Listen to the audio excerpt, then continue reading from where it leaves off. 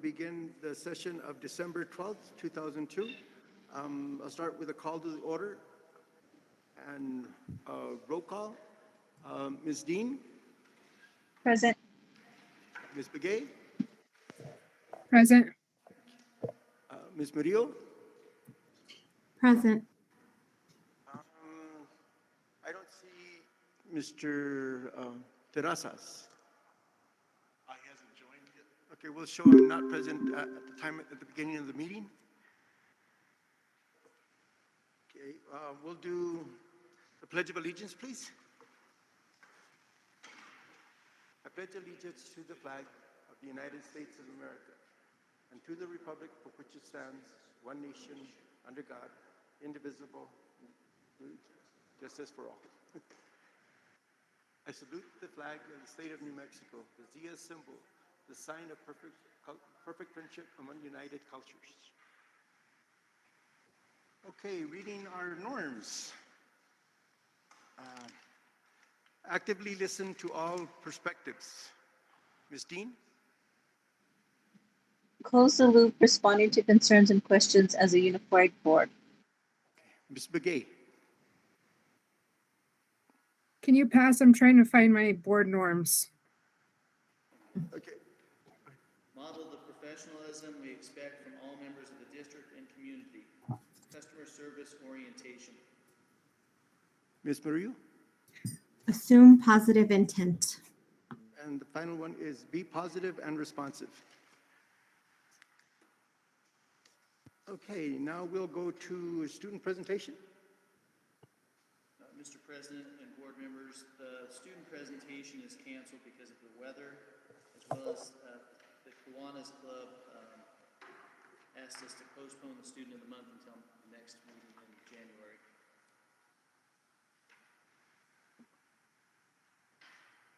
Okay.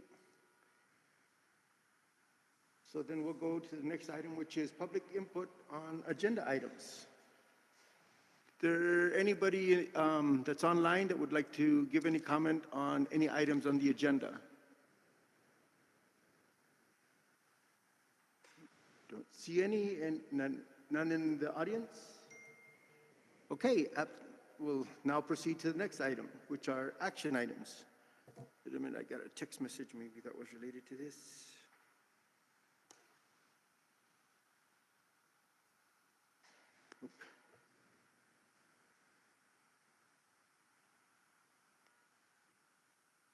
Okay, approval of the agenda. There's no additions or subtractions. Everything's as is on the agenda. Okay.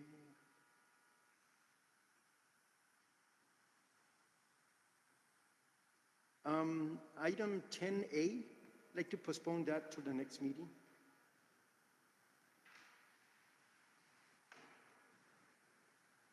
I didn't get finished with those.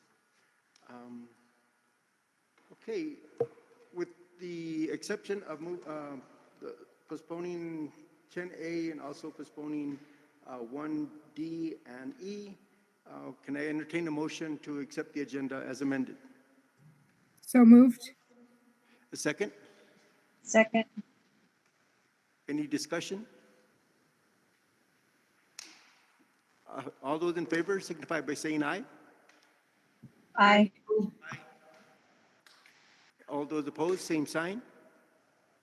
Motion carries unanimously. Approval of the November 28th board minutes.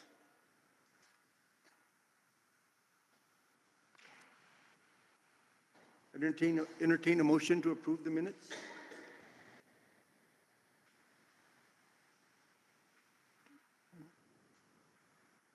So moved.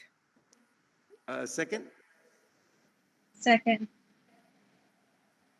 any discussion? Absent any discussion, all those in favor of approving the minutes as presented signify by saying aye. Aye. Aye. All those opposed, same sign. Motion carries. Minutes are adopted unanimously.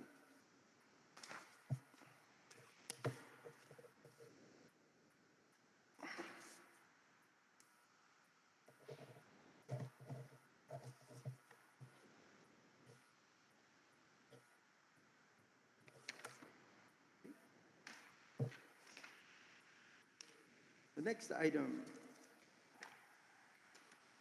is the approval of bills. Is there a recommendation from somebody or a discussion from somebody from the Finance Committee? Mr. President, I wasn't at the last finance meeting. I believe Mr. Terrazas was present as far as board members, and I don't know if you were present there as well. I was present, and there were no objections taken, and it was discussed that it should be presented to the board for approval. So I would entertain a motion to approve the bills as provided to the Finance Committee the last Monday. So moved. Is there a second? Second. Any discussion? I'll entertain a motion to, I'll entertain a vote now. All those in favor of approving the bills as submitted signify by saying aye. Aye. Aye. Those opposed, same sign. Motion carries unanimously. Approval of contract with CES regarding the roadmap to strategic plan, $5,000. Superintendent? So, Mr. President, board members, in your packet, there's a scope of work for CES to do the pre-planning, needs assessment, board work session, final strategic plan for $5,000, as well as some notes on the activities that are part of the strategic plan. And this plan had been reviewed earlier, I believe in June, was also approved, but now there's been an update of the dates. And that'll be provided later on as we go into that part of the agenda. The contract was discussed in prior meetings. However, there was no action to approve the contract, so I'll entertain a motion now to approve the contract. So moved. And the second? Second. There's a motion and a second on the floor. Is there any discussion? Mr. President, no discussion on the topic, but Ms. Murillo mentioned that she was having a hard time hearing Dr. Spoletta. I think can you hear me? Yeah, I I can hear you. believe that's much better. I must have turned it off. Sorry about that. No worries. I do have a question about this. When did we discuss this? When was this discussed prior to today? I believe it was in May and in June. We had a presentation with the old school board, and there was the presentation met some discussion on how it hadn't gone through an RFP, but now we've reviewed others that have submitted, and it remains the sole remaining proposal. I think the board actually initially started this in March and April. Yes. But it wasn't until the beginning of the summer that we actually looked at the contract. There was that initial proposal, and then we asked to go to RFPs. We went to RFPs. This is the sole remaining one at this point. Okay, and this went through the Finance Committee? Yes. The last It time. was it was at the last meeting. Okay, thank you. Any further discussion? All those in favor signify by saying aye. Aye. Aye. Aye. The vote is unanimous. The contract with CES is approved. Next item on the agenda is a proposal for board policies, section B, school board governance and operations for first reading. Mr. President and board members, we have the attorney-approved Section B of the policies for the first reading. I know that everyone is not here, so this was something that we were planning to hand out today. So I guess they're here. We've all had a chance to look at them, so this would be the first reading. We would post these today and have a second reading at our next meeting.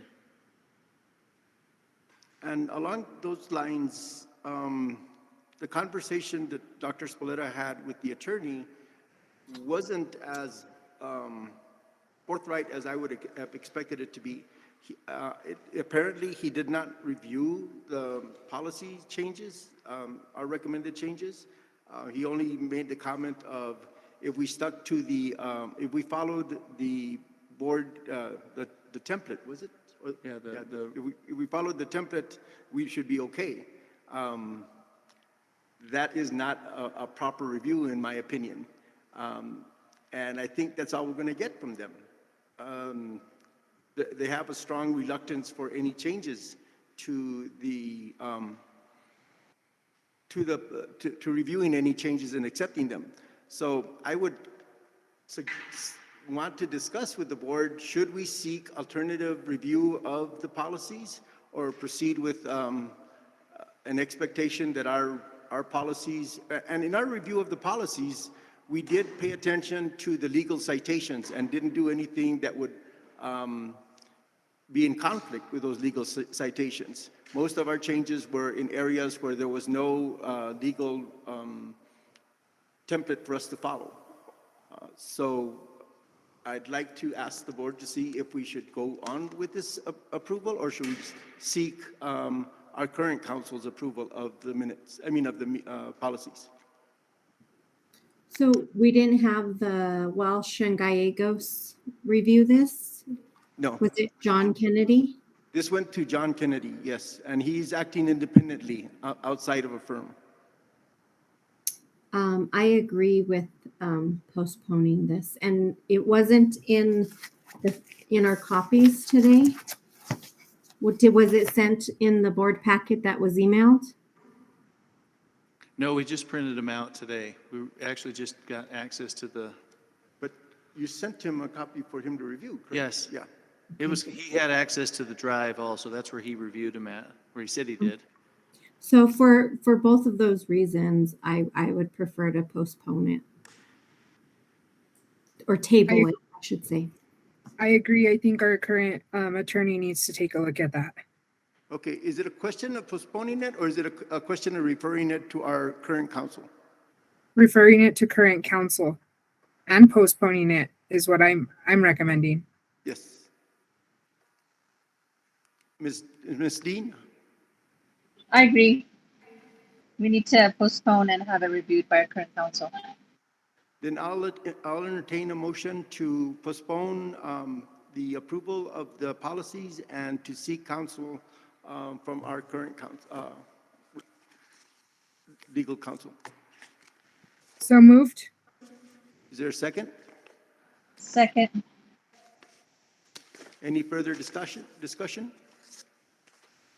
All those in favor signify by saying aye. Aye.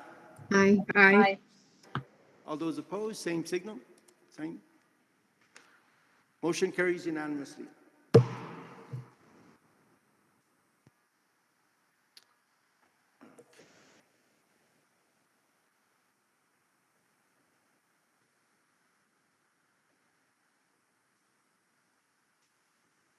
Next item is item E, approval of, item F, approval of bar for vehicle purchases of $100,000.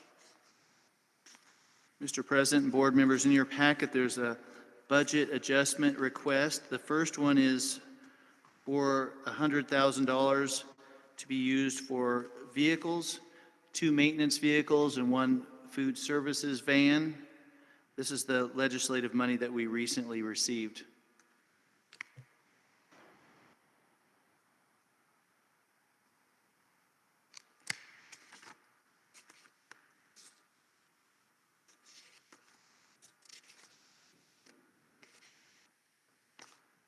In our retreat, we made reference to going green, looking at the possibilities of purchasing electric vehicles. Are any of those being considered as such? Not that I know of. Frank, are any of those electric vehicles?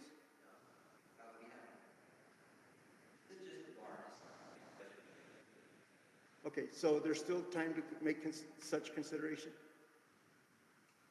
Okay, so the motion then, I would entertain a motion then to approve the bars, and we can continue further discussion about the actual selection of vehicles. So moved. Is there a second? Second. All those in favor of proceeding with the bar for $100,000 for the purchase of 2 maintenance vehicles and 1 food services van, signify a vote by saying aye, of approval by saying aye. Aye. Aye. Aye. Opposed, same sign. Motion passes unanimously.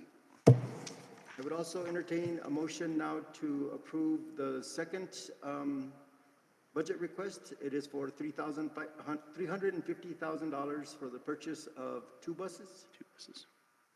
Two activity buses. activity buses. Is there a motion to approve that bar adjustment? So moved. Second? Second. Is there any discussion? And this also went through Finance Committee? I'm sorry? And did this also go through Finance Committee? Yes. Okay. All those in favor of passing the budget adjustment request of $350,000 for purchase of 2 activity buses, signify by saying aye. Aye. Aye. All those opposed, same sign. Motion carries unanimously.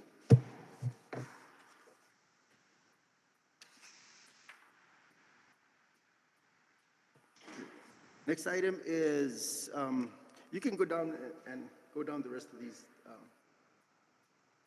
and make the recommendations for approval. Okay.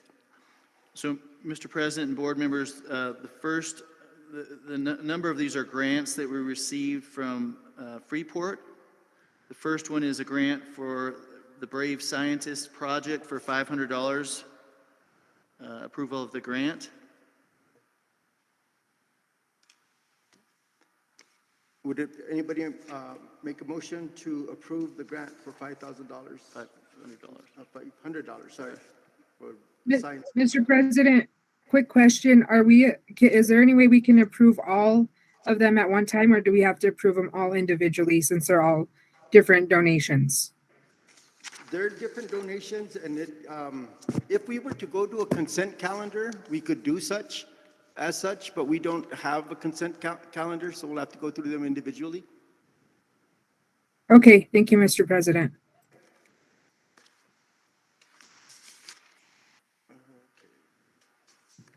So I move to approve the Freeport McMoran Foundation grant for Brave Scientist projects for $500. Is there a second to the motion?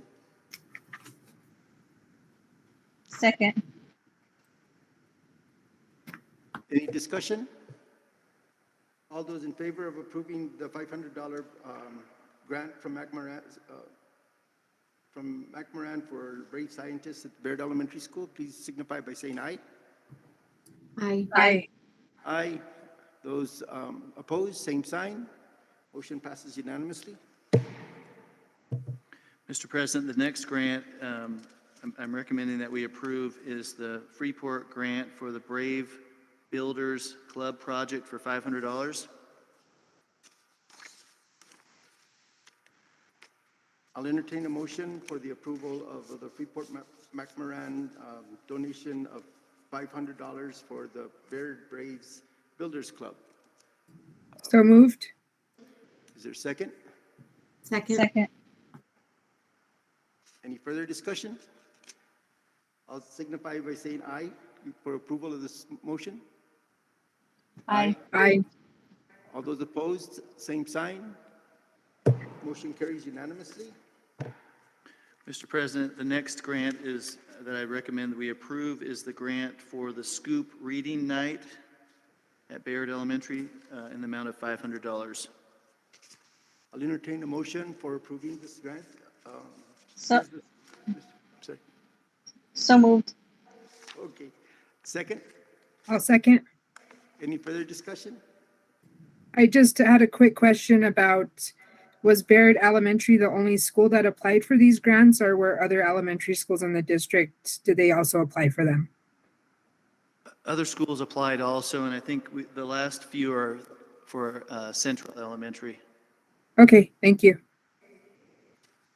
Any further discussion? All those in favor signify by saying aye. Aye. Aye. Aye. All those opposed, same sign. Okay. Mr. President, the next grant that I recommend that we approve is the grant for Character Counts Project for $500, and this is also Bayard Elementary. I'll entertain a motion to approve the character grant, accounts grant from Freeport McMoran of $500 for Bayard Elementary. So moved. Is there a second? Second. All those in favor signify by saying aye. Aye. Aye. Aye. Aye. Those opposed, same sign. Motion passes unanimously. Mr. President, the next grant that I recommend we approve is Hurley Elementary's request through the Freeport for the gardening supplies grant for $500. I'll entertain a motion for approving the Freeport McMoran grant to Hurley Elementary School for gardening supplies, amount of $500. So moved. Is there a second? Second. Any discussion? All those in favor of approving, signify by saying aye. I do have a question. No, I'm kidding. So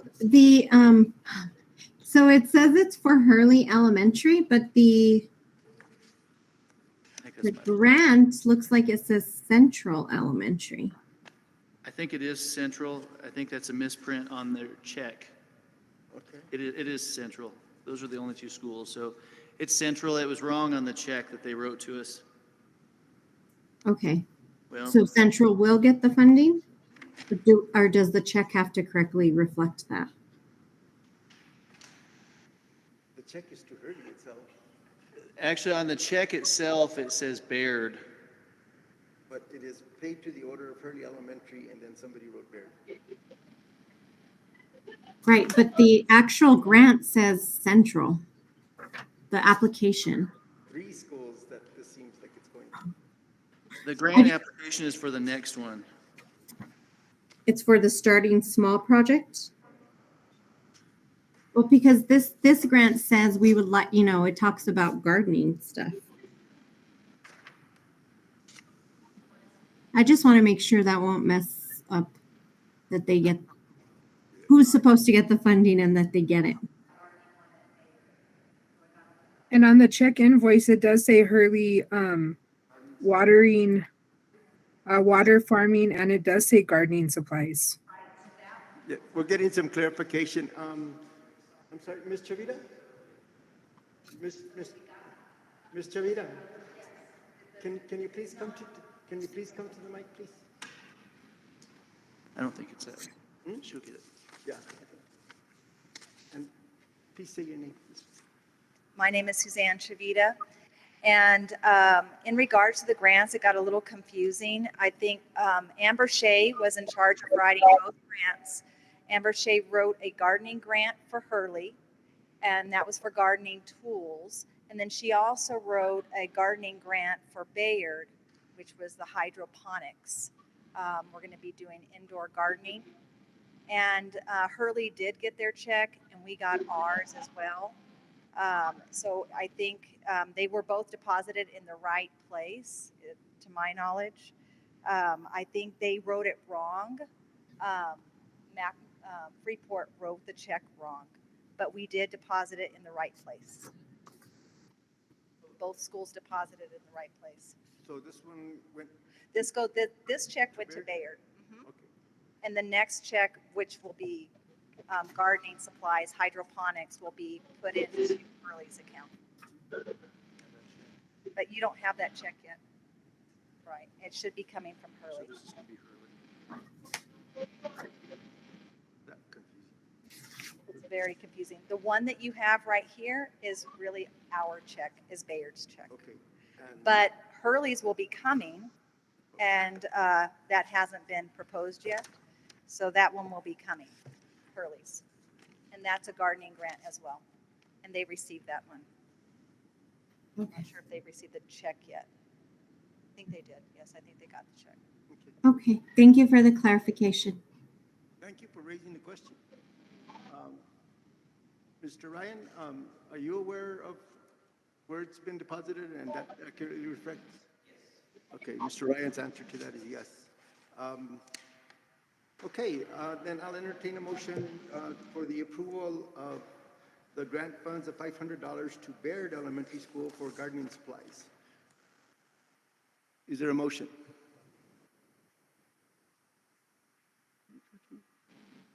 So moved. Thank you. Is there a second? Second. All those in favor signify by saying aye. Aye. Aye. Aye. Those opposed, same sign. Motion carries. Approval of gardening supplies grant by Freeport McMorena, $500 for Bayard Elementary. Mr. President, the next one I'd like to recommend that you approve is the Freeport grant for starting small project for $500, and that's Central Elementary. I'll entertain a motion for the approval of a $500 grant from Freeport McMorena to Central Elementary School for the Starting Small program. So moved. So moved. Second. Any further discussion? If not, then I'll entertain a vote. All those signify by saying aye in approval of this motion. Aye. Aye. All those opposed, same sign. Motion carries. Approval of $500 for Central Elementary for Starting Small program from Freeport McMorena. Mr. President, the next one I recommend for approval is the grant from Freeport for the Going Green project for $500.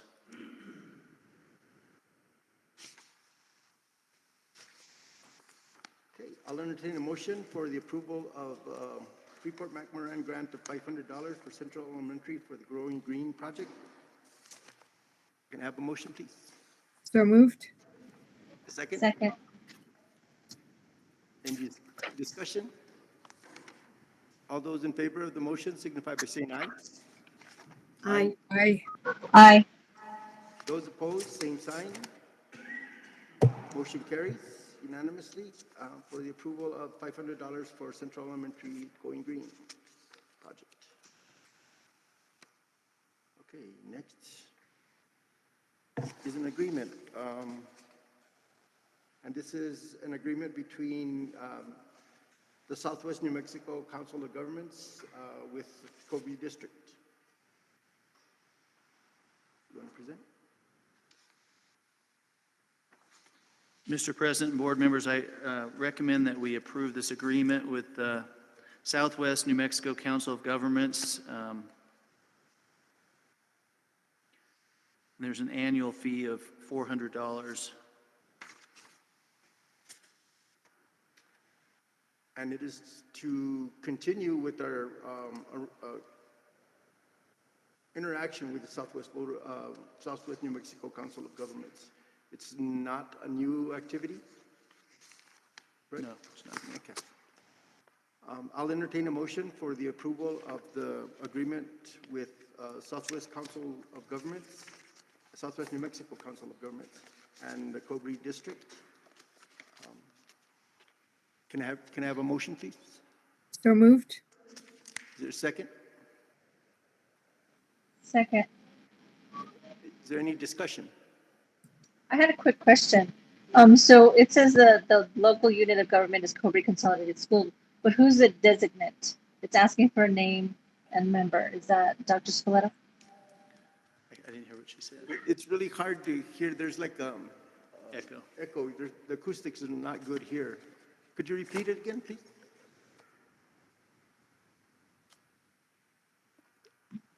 I had a question. I was just saying that the local unit of government is Cobre Consolidated Schools, but who's the designant? It's asking for a name and an email address. Is that Dr. Spalletta? Imagine so, yes. Yes, yes. Okay, thank you. Any further discussion? Absent any further discussion, I'll take a vote. All those in favor of approving the agreement with Southwest New Mexico Council of Governments and the Cobre School Districts signify by saying aye. Aye. Aye. Those opposed, same sign. Motion carries unanimously. Mr. President, I have a point of information. Sure. Our agenda listed 7 grants for approval, but the agenda on the Cobre website only listed 5. This is the revised agenda. Okay. Okay. Was it properly published to meet open meetings requirements? This should have been, the revised agenda should have been the latest agenda that everybody received, and it should have been posted everywhere. Okay, just the one that is on our school website right now only lists 5, so it's not the updated one. Then that's one area we missed on posting. If we did do the posting at the schools, which is the other source that we post at, I don't know if we've, wouldn't say that we violated the Open Meetings Act with any intent, that it was just an error on our part and should not nullify what we've done at this point. Okay, I just wanted to clarify. I'm glad you're doing that. Thank you. Okay, the next one is the approval of support for grant applications regarding school resource officers. Mr. President, board members, at our last board meeting, we had the district attorney's office present information about school resource officers and their intent to file a grant. So I just wanted to get your approval, recommend that you approve that application for the school resource officers so that they can submit the grant on our behalf. Support, I guess, for that. To give a little bit more clarification, this is an effort that is being spearheaded by the Attorney General, the District Attorney for the 6 districts for which we are a member of, as well as Deming, Hidalgo, Silver, and I believe Catherine County. Anyway, this isn't an application that's going on the behalf of Cobre.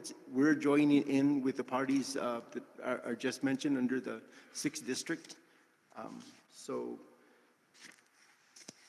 the motion would be to approve our entering into an agreement with the 6th district participants in an application for funding for school resource officers. Can I hear a motion?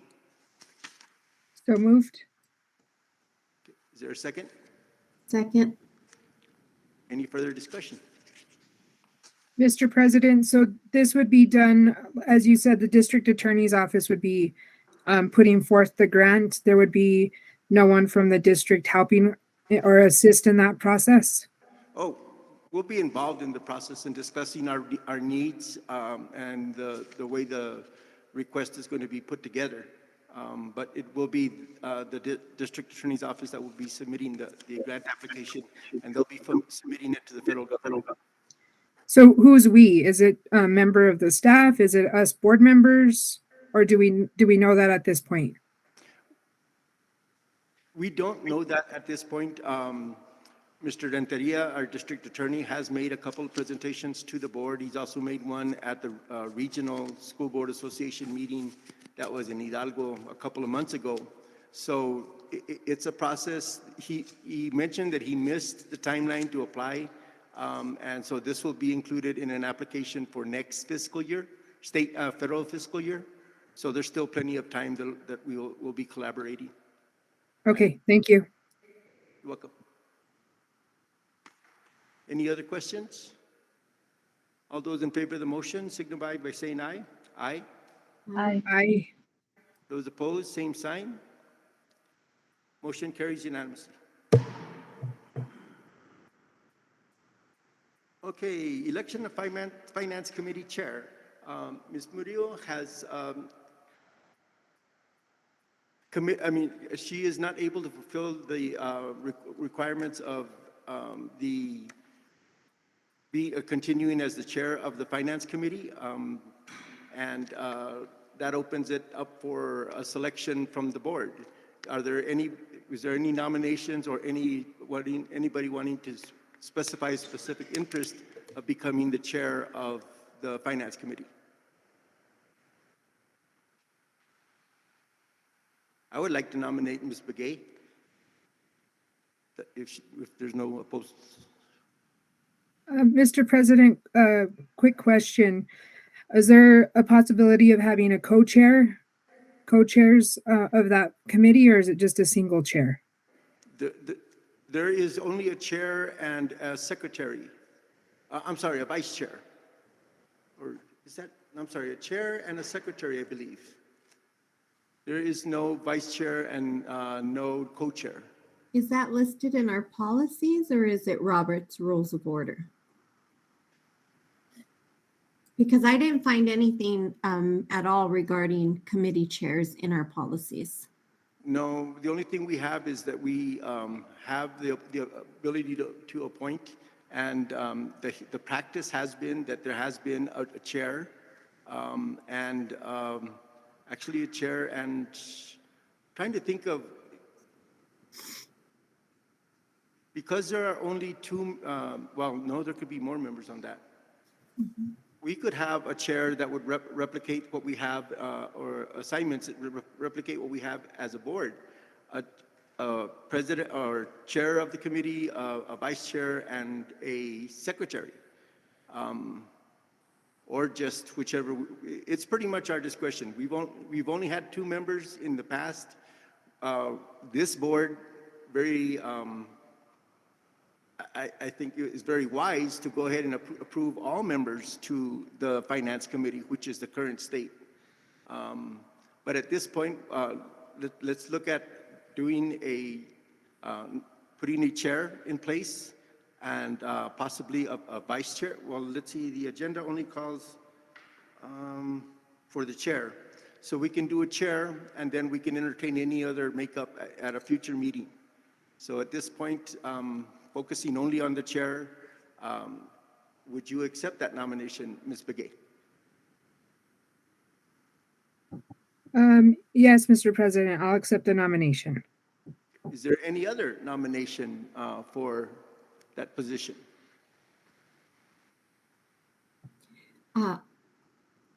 I don't have a nomination, but I do want to say thank you to everyone for being so gracious towards me while I've been dealing with some health issues and in my absence, and I really appreciate everybody. So thanks.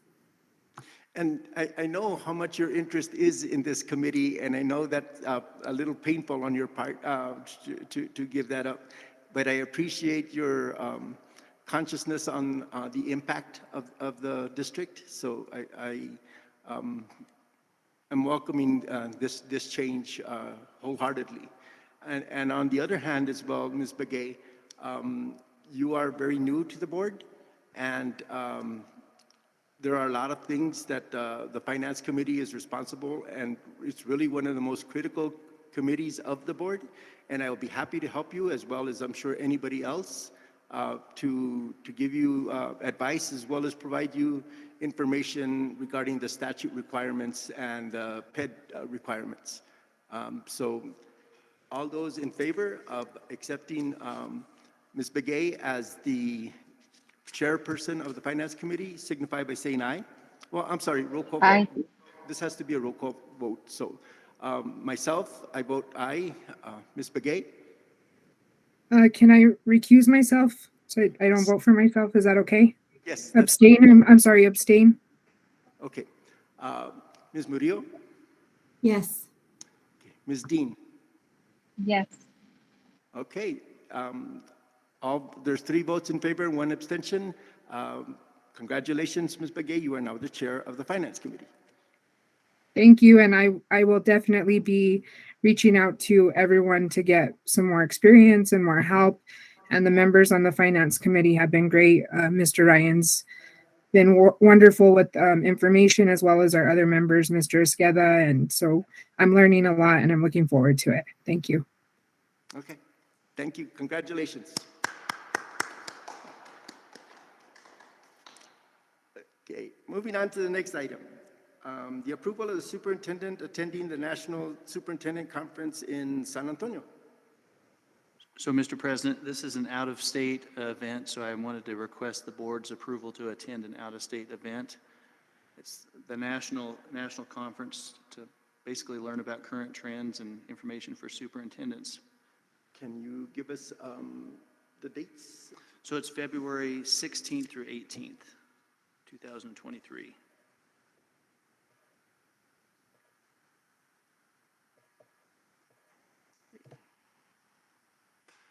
I'll entertain a motion to approve his attending of this conference. So moved. A second. Second. All those in favor of, or any further discussion? Sorry. All those in favor? Dr. Spalletta, will your mentor superintendent be attending as well? I didn't hear you. Can you say that again? Will Dr. Romero, your mentor superintendent, be attending as well? We haven't talked about this. He may, I'm not sure. Okay, thank you. Mentor, Dr. Romero. Oh, okay. Okay, to clarify that, that was Dr. Romero, who is his mentor. Yes. Okay. And the answer to that was not, we're I not don't sure. know. Okay, we have a motion to approve his attending the National Superintendent Conference. All those in favor signify by saying aye. Aye. Aye. Aye. Aye. All those opposed, same sign. Motion carries. Safe trip. Thank you. Bring back many notes. Okay, now it moves us to student representative report, which I guess, She hasn't, I haven't heard from her, so I guess she's not here tonight. I saw her at Walmart and she didn't advise me of this. Okay, next then is policy revisions. Unfinished business. So I need to put together a plan for the policy revisions. I don't think we have a very good way of the policies, so I wanted to get your feedback on that. Okay. I think starting in January, we need to assign these to board members and directors and have them work on them more independently. There's two venues. One is the actual revision of the policies by staff and board review of that, as well as board comments on the policy reviews, policy revision recommendations. So in January, the policies that are coming up are by certain disciplines, such as student performance or related to student issues, related to teacher issues, related to harassment or sports or different things like that. The assignments should be made with the relevant people attending those sessions as it pertains to policy. So these are E, F, and G, is that? We're already halfway into the E's, I think. And the parts of the E's that had a lot to do with the building and finance and dietary. I don't remember what is left on the E's. So I'll work with our directors to split those up. How would the board like to participate in those sessions? Because it's supposed to be all of us working together on these. Yeah, in the beginning of a discussion on that, There is the option where the board can certainly participate in the policy meetings themselves. There's also the option of reviewing the policies as they're amended and posted on the shared drive, where we can make comments. So in my suggestion is that the board should be allowed to do in whichever way is available to them. A lot of the board members are working and are not able to attend meetings at 4 or 4:30 very readily. I am more likely than any of the others. But we haven't really gone through the option of reviewing them at home as they're worked on. And it is something that is certainly very viable, and I would suggest that it does allow board members to make changes, and the requirement of the Open Meetings Act is that board members do not engage in discussion about such changes until it is done in an open forum. So those comments will be made on the policies, noting who it is that made the changes. Every other board member can take a look at that, but should not discuss that with any other board member and make their own comments individually. And then when we have the readings or approval for readings, or we attend the meetings themselves, is an appropriate time to get into a discussion. Mr. President, I had a question or more of an idea. Is there any way we can review these? Like you know how we had our board retreat on a Saturday. I know that's hard for some people, but if we can knock out some in a few hours like that, is that a possibility? Certainly. That's pretty much that's our discretion. And the efficiency of looking at policies when the suggested changes are already there is so much greater than discussing the changes. We'll know what the faculty and administration want reflected in the policy, and then we can add our final comments to that. Either approving, not approving, or adding something that's not necessarily there yet. And then that still goes to the first reading and second readings before final approval, and still subject to change from public input. So it is a tedious process, but it will provide plenty of opportunity for the input from the public as well as from staff and an admin. So yes, we can, if we decide that we want to look at a particular set of policies, we can convene a meeting and go through the requirements of posting, and then hold it however it is we want to. Thank you. So at this point, we could be looking at having admin go ahead and start doing their reviews of the policy, continuing perhaps in the same framework of from 4 to 6 o'clock on a specific day, and allowing any board member to come in and participate in that. But primarily it is the work of the district admin to make the changes to the policies that they feel are necessary. Even outright, there are some policies that we just did not accept. We completely deleted them. They weren't existing policies from ours. They were policies that were proposed by the School Board Association. So I'll split up E, F, and G, Okay. since most of those do deal with students, teachers, and building. Okay. What would be the time frame to look at them? A date, a particular date, particular time frame? Once we start back in January, I have to do the public notices, and then we'll go from 4:30 to 6. Okay. On the Wednesday or Tuesdays and Thursdays again. Tuesdays and Thursdays? Okay. So I'll put together a plan for all of these to try to do so many each day. Okay.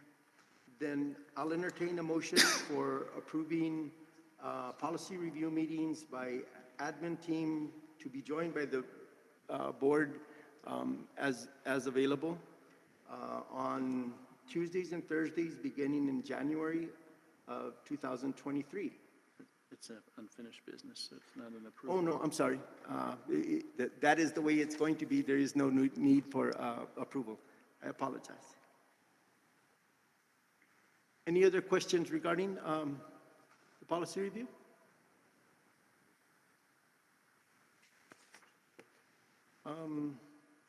Next is the Finance Committee report. And I, being the only one that I think was there, we did go through the discussion of the bills. There was a lot of discussion still of the pending work that needs to be done, particularly the salaries and the salary schedules. There's been a lot of information provided about both of those, as well as stipends that are being paid. So the meeting that was held last Monday was not as productive as it could have been, because a lot of the data has just been provided recently. I think the next meeting will be much more productive.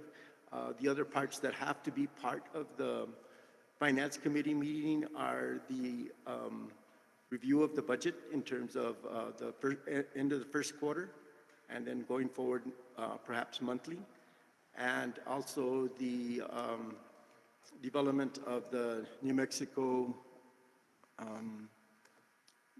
not STEM, New Mexico Dash, the New Mexico Dash for the School individual improvement schools plan. as well as the district. Yes. So those are critical elements that will be part of the Finance Committee. I don't have anything else to add to that unless Ms. Begay or anybody else. Oh, and I there do have was, a question. actually a comment, a series of comments going forward through email exchanges about possible miscalculations of wages, especially related to the minimum wage, and also some calculations based on some of the contracts that are being they're being reviewed. So tomorrow, we're going to review all of that information to make sure we're doing the right thing with all of those. Okay, so the next Finance Committee meeting will be next Monday. I'm sorry, it'll be at the beginning of the new year, possibly the first Monday. Not next Monday? It's next Monday, isn't it? Isn't that spring break? No, no. I believe it's next Monday. Yeah, it is Okay. next Monday. I do have a comment about the role of the Finance Committee, that some financial decisions were made prior to taking it to the Finance Committee, and it was just given to the Finance Committee as like, well, we've already done this. And I feel like at the next finance meeting, if a review of the role of the Finance Committee could be reviewed. Agreed, and one of the examples of that was the creation of a position without Finance Committee approval, reviewing the budgetary impact of that position. That was, I think, a learning point for both the superintendent and the committee, and going forward, we'll make sure that we address those issues. Thank you. Okay, the next is the Audit Committee report. And the Audit Committee actually did not have its meeting other than what was reported earlier, because there had been no change from that. There's no further meeting coming up, and we're not at a point where we've started the audit for the current year. I'm sorry, for the last fiscal year, because of the special audits that are pending. Dr. Splita, I signed, did you sign the document yet? Not yet today. Okay, I signed the document for the contract for the special audit, which had been approved in previous.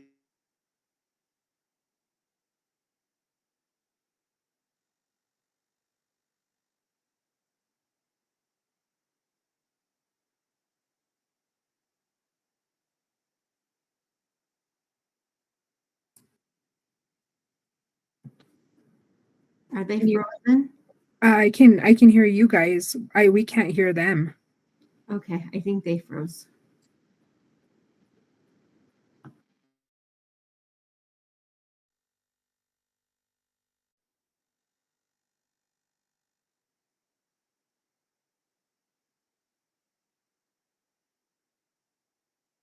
Did you say it said that we're frozen?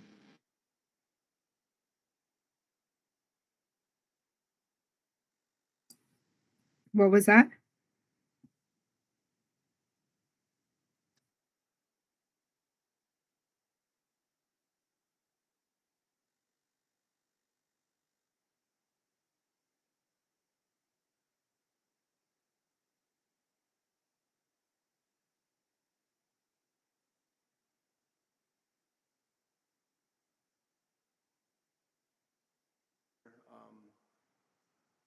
The special audits, as well as that, as mentioned, the $500 or the 10% allocation of funds from fundraisers going to the athletic director. Okay, next would be the operations director report. Mr. President, you froze, and we didn't hear the last few minutes. I didn't really hear the audit committee report. We're having problems with the internet connection, and we still haven't gotten a visual of you guys on virtual. So please give us a couple of minutes.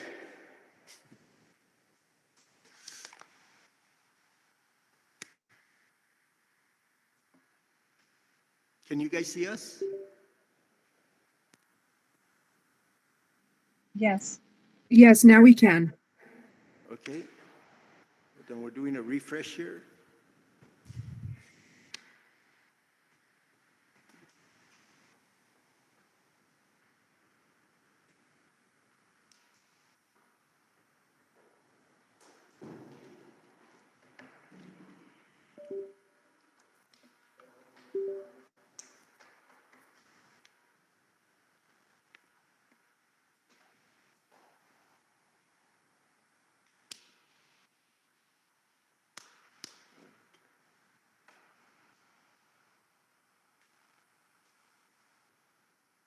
Okay, it looks like Orion has landed again. Okay, we have you back on. There was a comment being made, I believe we get related to the audit committee. I think they said they missed the statement you made about the audit committee. Oh, okay. Was there, okay, the audit committee is looking at the special audits, and the contracts for that is being signed. I've signed my part of that. Dr. Spoleta signed his part of that. The finance director, Mr. Ryan, has looked at the contract to see that it is a mirror of what had been approved earlier, and it has been approved. I mean, it is the same as the one earlier approved. This just now has our signatures on it. The other item that was brought up that is being looked at by the audit committee is the assessment of 10% of the donated funds from fundraisers going to the athletic directors fund. That was brought up at one of the meetings earlier, and actually was brought up with the amount of $500 being assessed from all sports, regardless of size. There's been some clarifications so far verbally, but we're going to ascertain what the actual assessments are through written transactions. Also taking a look at the viability of that in terms of what is the basis for it. Is it policy? Has it been approved before? Or is it something that should not have been done, and then take the steps going forward, either setting up such an allocation or going without such an allocation.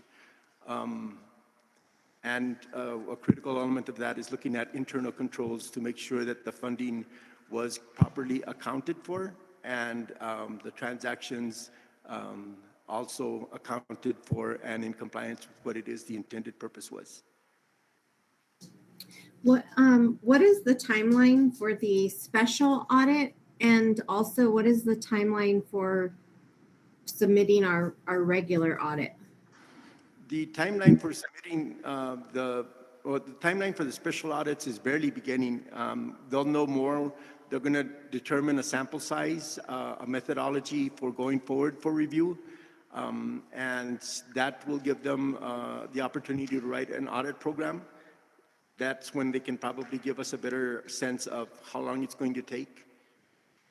And also, that is not concrete. If it is that in conducting that audit, they need to expand either the size of the samples or the scope of the audit, that's an option that'll be available. So to get a concrete time frame on that, the only thing we can say is that it's going to get started and we'll be getting updates as it goes forward. Okay, how often will we be getting updates? Monthly, bi-weekly? At least monthly. That's when the audit committee will be meeting with them at least monthly. It may be more than that. Okay, and in regards to our regular audit, is that just postponed until? Yes. Our audit will not begin at this point because if they do start doing an audit, it will have the caveat of they're not certain that this represents an accurate picture because of suspected improprieties that are being looked at. Okay. And that would not be favorable for us to have on our audit. Okay, and the state auditor is aware of that, and it's okay that we don't really have a timeline? Yes, the auditor has already approved that, and that gave us the authorization to go forward with the special audit contract. Okay, is there any other questions regarding the audit committee? Okay, then we will move to number 8, Operation Director's Report, starting with heaters. Is this on? Can you hear right? Yeah, Okay, in the heating part of the operations, we continue to repair heaters throughout the district. The technician from Train, which is an HVAC company who programs and sells heating and cooling units, was in the district at the beginning of the week to help with the unit at the Performing Arts Center. There were parts worn out from the outdated system. He was able to bypass some of the programming. We were able to get heat, but we might not be able to actually program it.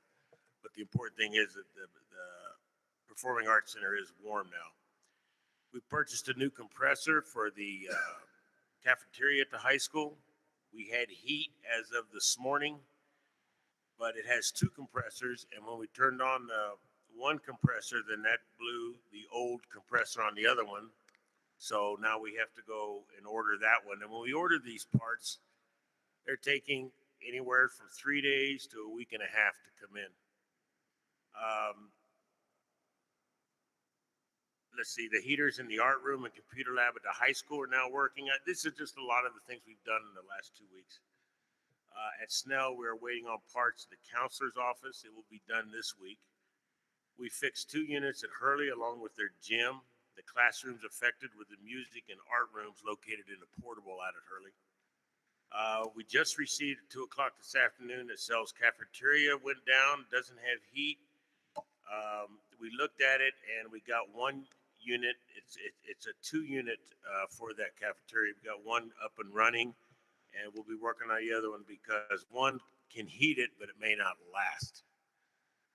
As far as the fire marshal's report, we have all the inappropriate deadlocks removed from the high school. Freedom Southwest was in the district last week and worked on our fire alarms at every school except Snell. Snell is contracted with another vendor. The alarms in those other schools are fixed, and Coyote Cable will be here on Wednesday to look at Snell. I have contacted Dwayne Jackson from the fire marshal's office to see what can be done with the high school kitchen, which is not in compliance. But if we continue to move towards a new high school within 2 years, how much money will it take to bring it up to compliance? And can we use that same equipment that we purchased? Because this equipment in a kitchen is extremely expensive. And we want to be able to maybe use it with the new high school. So I do have a call into him for that. We removed 2 doors from the back of the cafeteria and built a wall because at one time during the 60-some years that high school's been in business, that was used as a loading dock, and now we're supposed to build stairs or a ramp So it was easier just to take the two, no one uses the doors because there's about a 4-foot drop there. So we just took the 2 doors off and built a wall. Dymar out of Las Cruces, who fixed sprinkler systems and checks them, they will be here on Monday. And once their report was done, I will send that into the fire marshal too. I sent them all the reports from, we had our kitchens inspected on Friday, and the fire marshal now has all those reports. We ordered emergency exit signs. We had to order those. They didn't have them in stock, and I'll be picking those up tomorrow. And we'll have all those installed this week. We are creating notebooks for any chemicals that are used throughout each school. And so each school will have their own booklet of what chemicals they use, like for cleaning the floors and things like that. And it's per the fire marshal report. Palms and Associates. This is our playground equipment predominantly. Mr. Cannon, sorry to interrupt you, sir. I just wanted to know how many more violations needed to be fixed on the fire inspection. I think the high school's done. And I think when Coyote Cable comes in on Wednesday, we should be done. So our timeline for all violations will be, you said, to have everything done in 2 weeks? Excuse me? To fulfill or remedy all the violations, everything on that report that needs to get done, you're saying will be done in 2 weeks? I don't know if it'll be done in 2 weeks. We're about 90% there or more. Do you have a timeline when you expect for us to be in compliance? Some of the stuff we have to order, and if I give you a timeline, I might be short on it. But I am keeping, the important thing is I think I'm keeping the fire marshal abreast of everything we're doing. And as we work towards it is what they want to know. Are we doing something towards it? Yes, we are. Okay, thank you. The Palms and Associates, and I apologize for this. I put this on the back burner because of all the other things with the fire marshal report and the heating, but we've recently started addressing some of those issues. We're tightening screws. We've ordered sand, for instance, and at Hurley as well as San Lorenzo. San Lorenzo, along with the sand, we had a fence built around the small playground. We corrected the heights of the swings. If they're not parallel to the ground, we need to do that. We've done that at Hurley. The S bolts that hold the swings up, we've tightened those so they don't have openings. And we'll continue to do that throughout the district. Again, I want to state that I got a late start on Palms and Associates, but we're beginning to address that now. And I stand for any questions. Could we go back through the heaters in terms of, you spoke about those that are being currently addressed. Are there areas still without heat other than, obviously, I guess, half of the cafeteria at the high school? Well, the cafeteria right now doesn't have heat. We thought it did this morning. There's some shop classes. We have the PO that was put in place. Once we got all the quotes, we do have the PO in place, and Sunray out of Silver City will be installing a new 10-ton unit on the library. The library, we're using the old unit, but again, that could go out any time. So we have purchased a 10-ton unit. And then there's 8 5-ton units around the shop classes. There's one over the last remaining science class that will be put in, and we should begin installing those this week. What was the last part? Excuse me? We'll begin installing those this week. Okay, so the shop classes? Shop classes,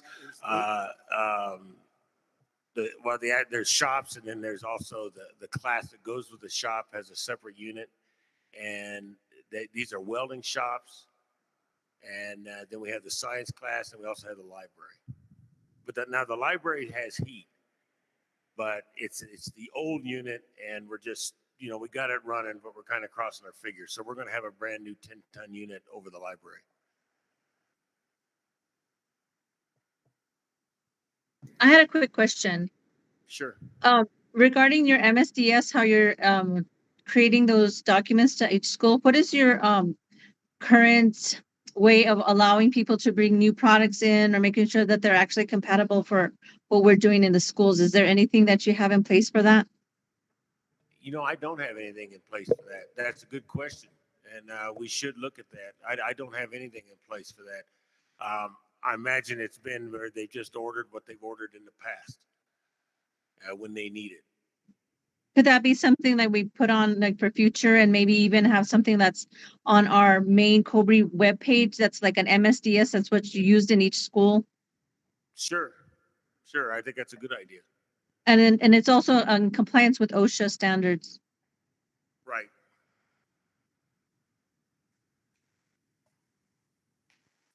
Okay, I had a follow-up to Mrs. Begay about having a timeline. And I understand you said we're about 90% of the way done. I think so. I mean, I don't want to, as soon as I say 100%, there'll be something out there that maybe we've missed. Okay.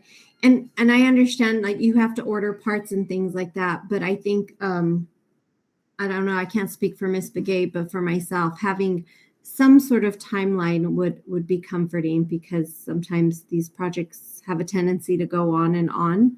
So maybe just if we could just be aware of the things that need to be completed, and is it going to be a few weeks, a few months?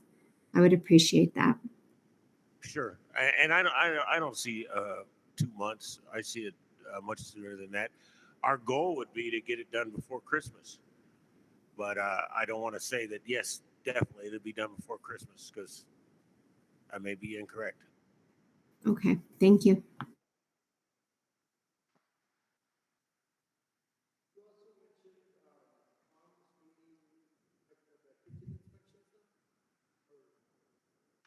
I couldn't hear you. I'm sorry. Mr. Guadiana, can you please turn your mic on, please? I'm sorry, I have it now. You mentioned kitchen inspections that were just recently done. Right. When are those reports? The reports are finished, and the fire marshal has those. So we will be given those once you receive them, or have you received them at all? Yeah, I've received them. Yes. Do you mind forwarding those to us as well? The board wants those? Sure. Yes. Sure, I can do that. Are there any other inspections that? Well, we have sprinklers, and they're supposed to be here. I got the call today. They should be here on Monday. The reports? The sprinklers Okay. in the kitchens. Okay, so that relates to that inspection. Are there any other inspections that are that you've received that we haven't received? No. Well, I've got some. I don't know if I call them inspection reports, but I got some reports from Coyote Cable that helped with our alarms. I can send those off to you too.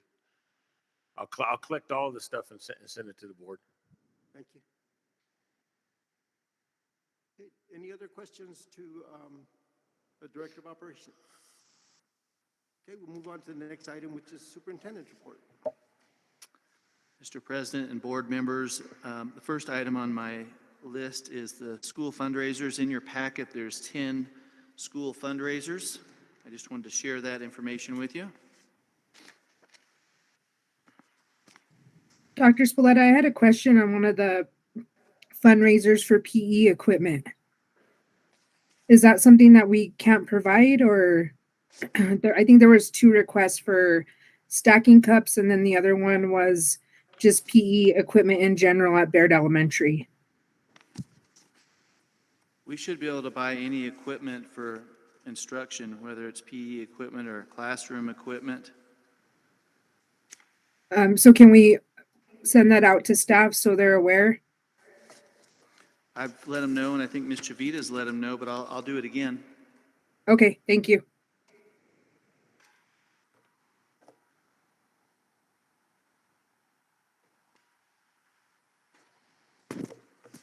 So as far as school safety, I know that's a standing item. We have ordered radios for all of the schools, for teachers and for EAs and for office staff. So those have been ordered. Motorola handheld radios. So those should be coming in soon. Hopefully, by the time we return back from the break. The safety doors at Snell, the entrance door with the camera and the locking mechanism, That's supposed to be installed starting on Wednesday of this week.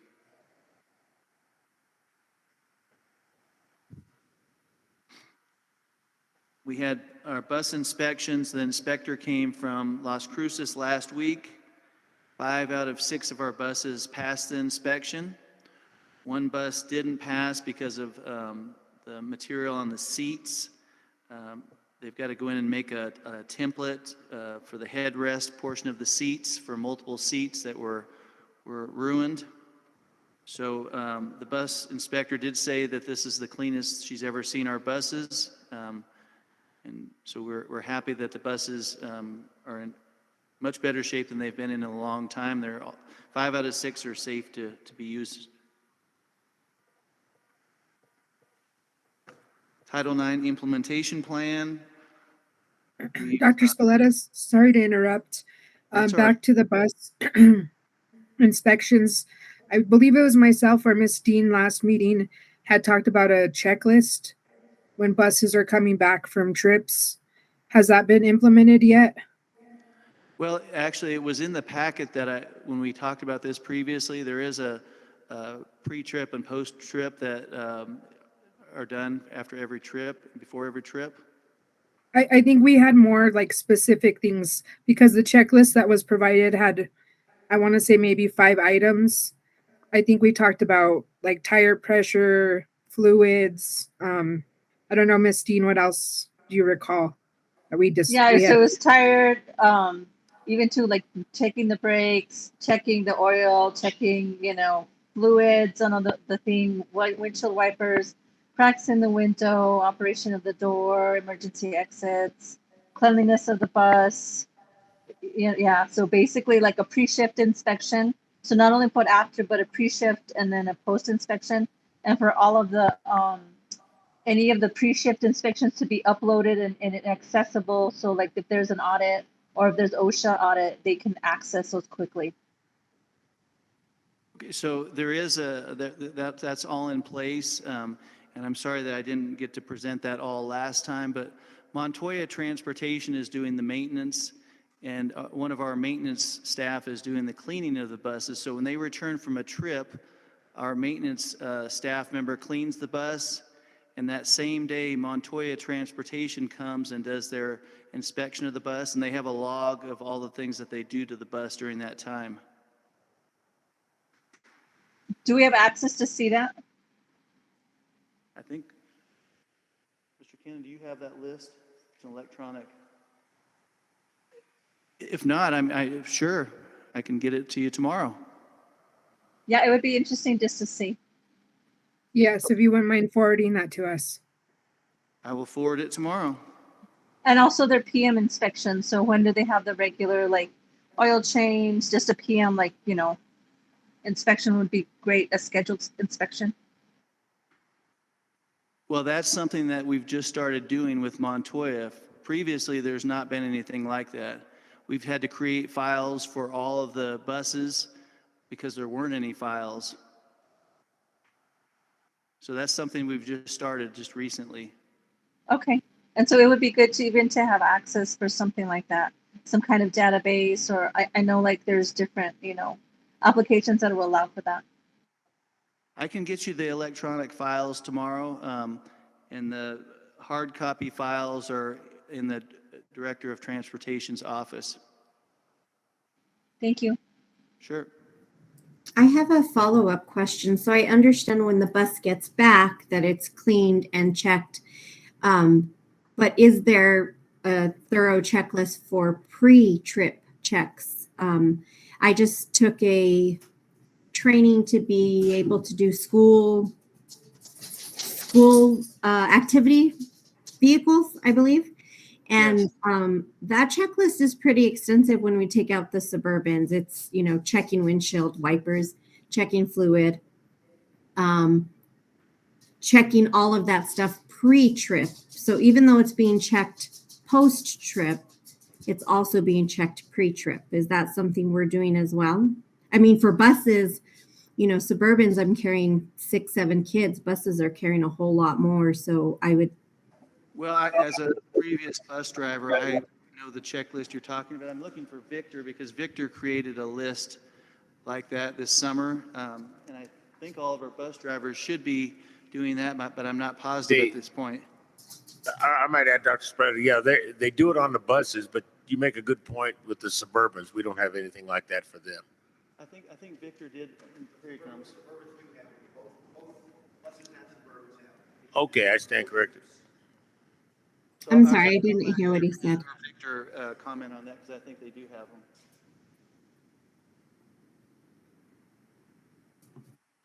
Yes, so I did create digital versions of the pre-inspections for both for fleet vehicles and buses. I do have those in a Word and PDF format. I can send them to Mr. Cannon tomorrow, and he can provide that to you guys. But yeah, there is one before and after, to the extent of how each driver uses it. A lot of them they just draw straight lines through it, so I'm not exactly sure, so that's something that we got to get with them on, being a little bit more direct with, making sure they're filling it out appropriately. And there's no supervisor signs off on that then, that they received it and that was done? Just whenever we get the packet back, we look it over, and we just look at, see if there's any notes on there or whatnot. But a lot of the times, that's what it is, and you address it to them, and they said they'll do better the next time, but it's the same thing. So if we have drivers who are doing repeat offenses of that not thoroughly checking the vehicles, I think that needs to be addressed because these are our students and we need to keep them safe. So is there a policy regarding that on how like pre-shift, post-shift inspection, what are the requirements for taking out students as a teacher or anything like that? And is there training or is it just something that's just allowed for the students? They've all done the training. We've had a drive. In fact, this is the first time that everybody that uses a school vehicle has done the training. So we have files for all of those drivers with their certificate. Good evening, everybody. Members of the board, Dr. Spalletta.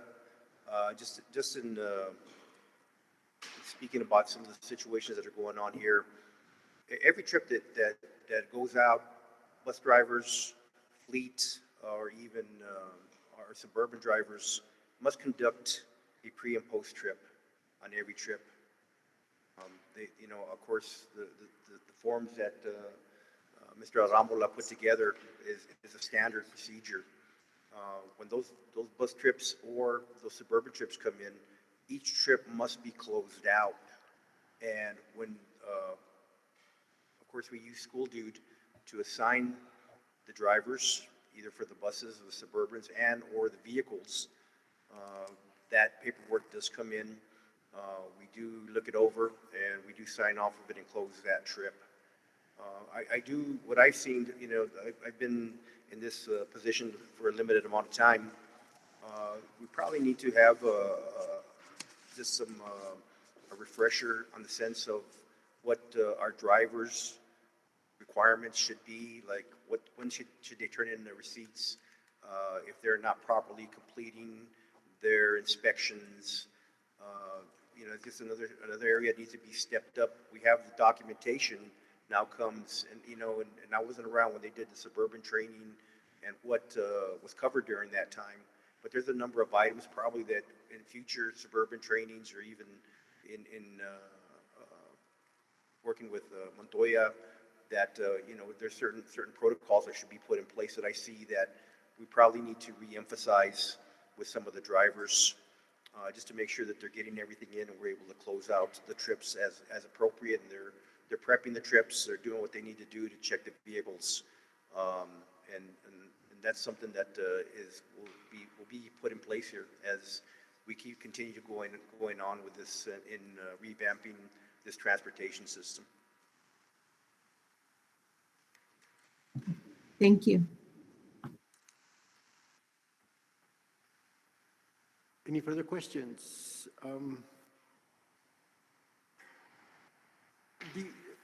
The the mentioning of the school safety, you talked about the locking doors at Snell. Is there a time frame for that to be completed? It should be that day, or it's not going to be a long process. Okay, because it's been on order, or I don't know what. Well, that's why I know that it's going to be Wednesday, because I had a conversation about that earlier today. So that's covering the doors that are there to the, like the bus access. What about the door that goes around the horseshoe that goes in front of the school? Those doors are locked during the day. The kids come in the morning, they're locked. After that, there's a teacher there on duty when the kids come in. All the doors are locked during the day. So there's a teacher observing there?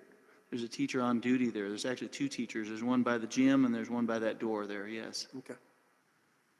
And the high school, the lock is a lot of times not engaged in the main entrance, and then there's that set of doors that's to the west of that is propped open pretty often. Is something being done to make sure that that is not the case? I've talked to our operations department multiple times about fixing that front door so that it doesn't, when the weather changed, the door now doesn't close, so they've worked on that. So as far as I know, that front door is closing. I wouldn't swear to it. We've worked on it, and we'll look at it again tomorrow morning. And the doors that are to the west of that, on that same wall? That's the ones I'm talking about, that not the ones that you go to the right, you're talking about to the left of it. Okay, I'm sorry. I meant the west, I said. So that would be to the right. As you're going into the main building, the main doors, there's a set of doors to the right. Oh, way over on the other side of the counselor's office you're talking about. Yes. In the front. Yes. Yeah, I understand they shut. There's usually a rock that props them open. I need to, move the rock each time I go in there. But as far as I know, the doors are shut. But I'll check those first thing in the morning. Okay. So next on my presentation is the Title IX implementation plan. We have a training set up tentatively for the third week of January for all of our Title IX team. We brought that to the Finance Committee. So what we plan to do next is promote that with other districts so they can participate in that with us. So we'll be paying a certain amount of money, but if other districts join us, then we're hoping that it won't cost us much of anything for the training. It's going to be virtual. The amount was $40,000 if we do it on our own, right? So we decided to go with the one that was $18,000, and they're still going to provide 4 full days of training And virtually. And this could be split within 3 different schools, correct? Well, we're actually hoping more than that, and the company's going to put together a flyer for us that we can present to, well, all of the other superintendents across the state and other schools that want to participate. So we're hoping that we don't have to pay much of anything for it. Very good. I just spoke with Mr. Corey about that a few minutes ago. Very good. So we put together a substitute plan, Ms. Davis and I did, with finance and the finance committee, of paying substitutes $20 more per day. And we're looking for 12 total permanent substitutes. A substitute can earn up as much as $161 a day. So this is our hope, that we have all of our vacant sub positions filled all the second semester. And the first day we had it posted, I think we had 12 or 15 applicants. So hopefully by the first week of January, we have all of these substitutes onboarded, so we don't have problems with supervision in the classrooms. The fiscal impact of that, has that been assessed? It is. And I presented that to the Finance Committee, and we're using some of our ESSER funds. Frank, what funds are those? CARES Act 3 funds. So it's going to be about $125,000 for, beyond what we have scheduled already. I have a few questions about the substitute plan. What is the minimum requirements to be a sub, and what's the minimum pay? Ms. Davis, can you answer that?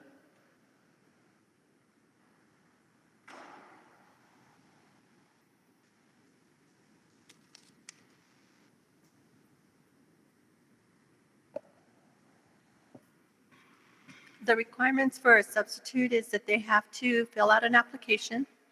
They have to do a background check. They have to apply for a substitute license. They have to do a training. They also have to do classroom observations, and they have vector training that they have to complete. Okay, so do they just need a high school diploma, a GED? Yes, Okay, and are we paying to have those background checks and for their sub license? we're not paying for that part. Okay.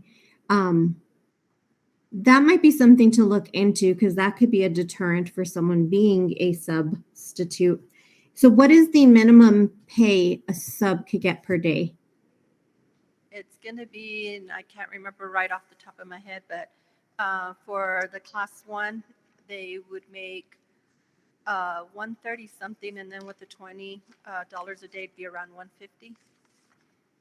150. And how many hours is that? It'll be for the teacher, it would be 7.64.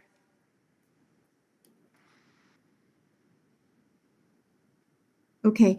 And are we, in regarding substitutes, are we still having to pool teachers to cover classes anywhere? Or instructional aides? Instructional aides have been used recently, as well as assistant principals, dean of students. Okay, but no teachers have had to be pulled to cover classes Not that during I their know. preps? Okay. And if an instructional aide is pooled when they are supposed to be providing services for SPED students, Actually, that's a concern that was brought up to me, that some instructional aides who are assigned to the special ed department were being pooled to cover classes. And that's concerning to me, if that is occurring.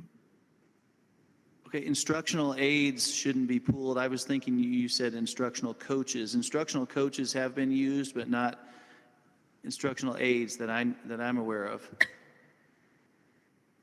Okay, thank you.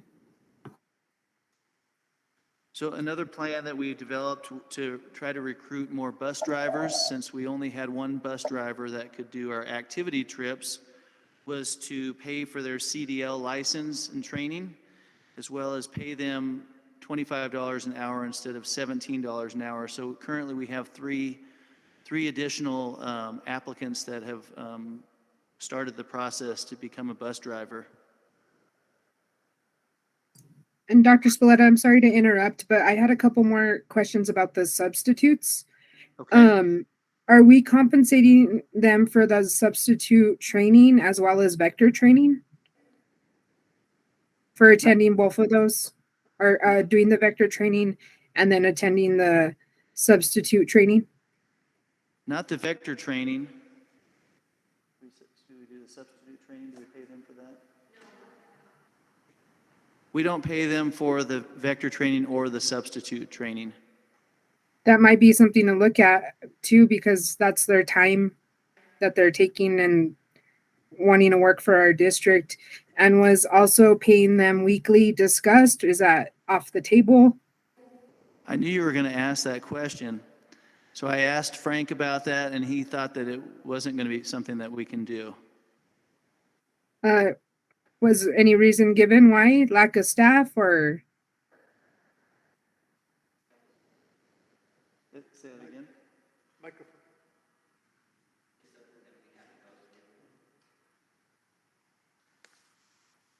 Say it again. Mike wasn't on. It's just something that hasn't been budgeted. It hasn't taken place in the past, hasn't been budgeted, but it's something that can be looked at. So maybe in the future, next school year, we can look at, maybe that would be a way to attract potential applicants. Thank you. We can talk about doing training, paid training for the substitutes to do the training it can be paid for. If the finance committee feels like that's something that we can do. And I had also agreed with Ms. Modillo paying for that substitute license, even if we just did it for a week and said, you have this week to become a substitute and we're gonna cover the cost of your substitute license. I think that would attract more subs as well. We'll also bring that to the finance committee too. That's how the governor recruited a lot of substitutes last year, by paying for their licenses for about 2 months last year. It's that question on the background checks. So we require the applicants to pay for their own background checks? Mm-hmm. And we're certain that that's coming from, is that like just going to the police station or? Mm-hmm. How much does that cost?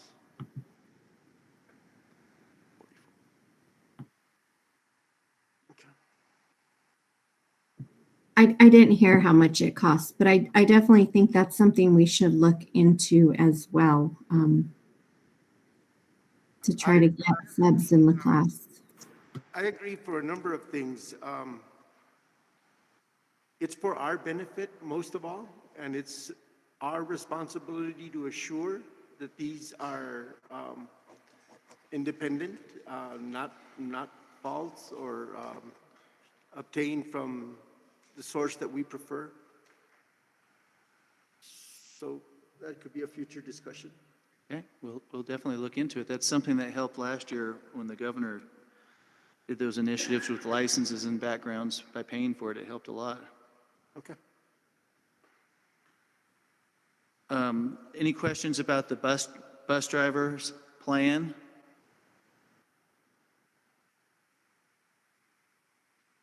Okay, I have two things that are not on this list. In your packet, there's the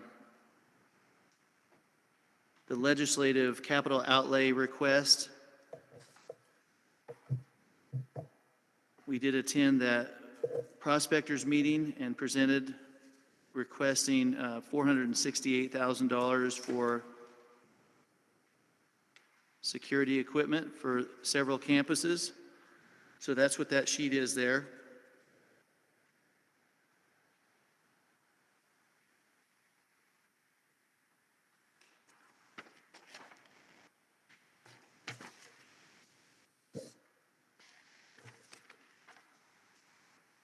For future reference, we do need to have this on the agenda if it's going to be topic of discussion. Well, I thought I could add things to the superintendent list. I've been doing that for 6 months. This is actually a financial consideration and different than just a report. This is an action that we subscribe to in terms of it covers $468,000, and that's kind of different than just informational. Okay.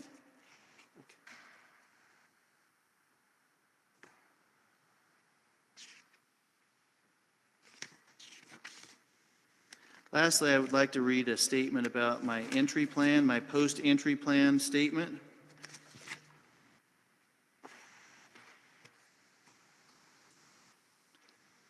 During my last 120 days, I spent an extensive amount of time learning about what is working in the district, as well as paying close attention to areas needing improvement. I was able to assess the district with a critical eye. I did not intend to make any changes, but the district had many challenges and many areas that needed immediate attention. So there were some changes made, quite a few actually, because those were immediate needs that had to be done. One of my goals was to build relationships with the stakeholders in the district. I've enjoyed meeting and meeting the committed professionals in the district, our community, parents, students of the district, and I'm looking forward to collaborating in the future with all of our stakeholders. There's still lots to be done moving forward. The work starts with me, continues with you, and depends on all of us. We have to strive to accomplish high expectations with laser-like focus on students. So today I want to report good things and bad things that I've learned over the last 120 days. What I like most about what I've learned is the support from the community. This was even exemplified at the beginning of the school year during Summerfest. The community wants to see our district being successful. The family is important to everyone in the community, and families are related. There's a lot of families that are all related within the district. There's a big sense of community and togetherness. Families help one another and support one another, including the school. The teachers in the district are very dedicated to the students. Students in the district have a great attitude overall and want to do their best. Cobre School District has lots of history and tradition. Kids and families, there's a long tradition of pride in being a Cobre graduate and being a Cobre Indian. Families want their students to have a high-quality education. They might not necessarily know what a high-quality education is, but they want their best for their students in school. So I've learned a lot of great things over the past 120 days. I've also learned that there are many challenges and things that need to be fixed. From the student voice forums, listen and learn community meetings, and staff roundtable meetings, 8 themes emerged from those meetings as priority areas. Number 1 is safety and security. Number 2 is special education. Number 3 is maintenance issues. Number 4, technology. Number 5, curriculum materials. Number 6, food services and cafeteria. Customer service is number 7. Social and emotional learning, bullying prevention, counseling services is number 8. In order to focus on all of these areas, I've discussed this with our directors earlier today, but there'll be some reorganization of the district office to focus on these areas. This reorganization will start in January and hopefully be completed by next school year.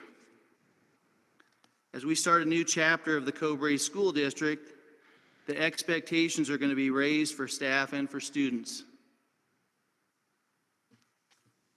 So I shared 8 areas that were mentioned in our listening and learning meetings and student meetings and community meetings.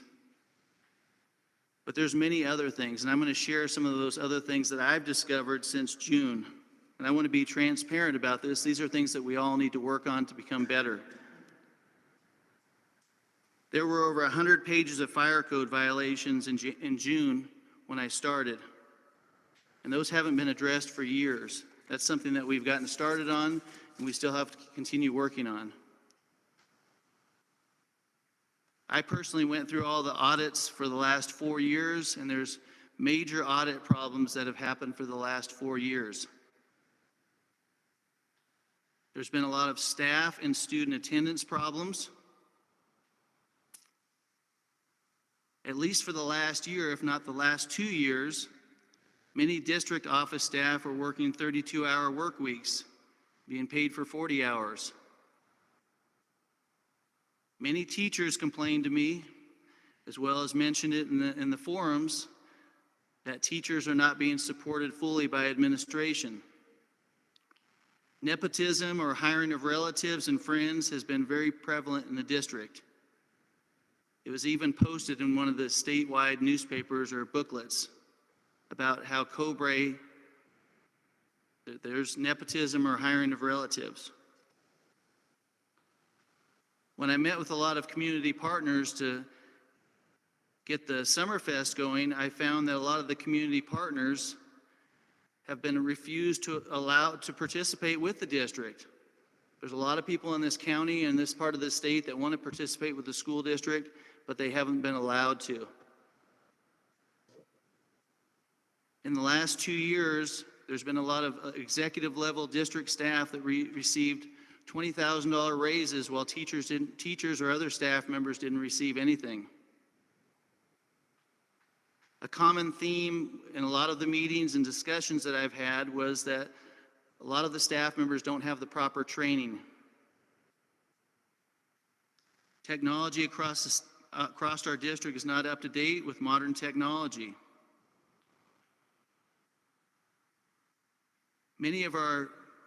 The majority of our district positions do not have a job description. There's a large disconnect with the district office and school campuses, and this has been like this for quite a while.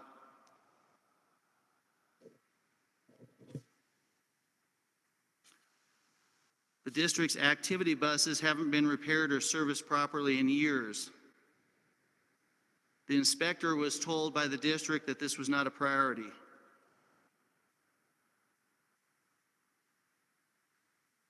I witnessed this myself coming in June. The district office has not been transparent with the board of directors.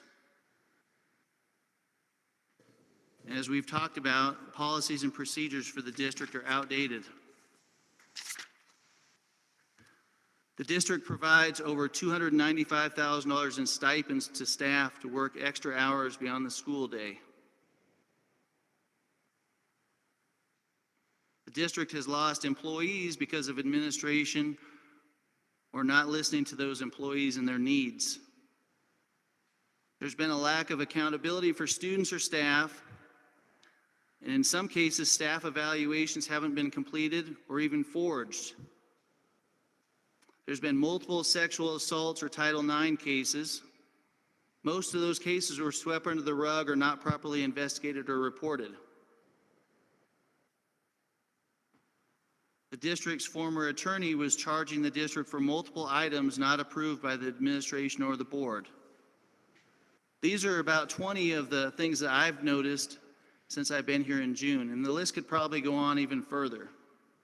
So in order to move forward, we need to move forward with urgency, being student-focused and supporting those in the classrooms. So I want to continue empowering principals and to help them raise the standards in their building. Our schools need to be 21st century moving forward. We need to move forward again with urgency. Student-centered, high-quality instruction for all students, safety and security in place, new salary schedules for the teachers and staff members, the ones in the trenches working with the students, recruitment of students and staff, not just the same way of doing business with recruitment. We have to work harder to get the best staff and to get the students to come to our district, asking those students and staff that left the district to return. Implementing social and emotional learning, restorative practices.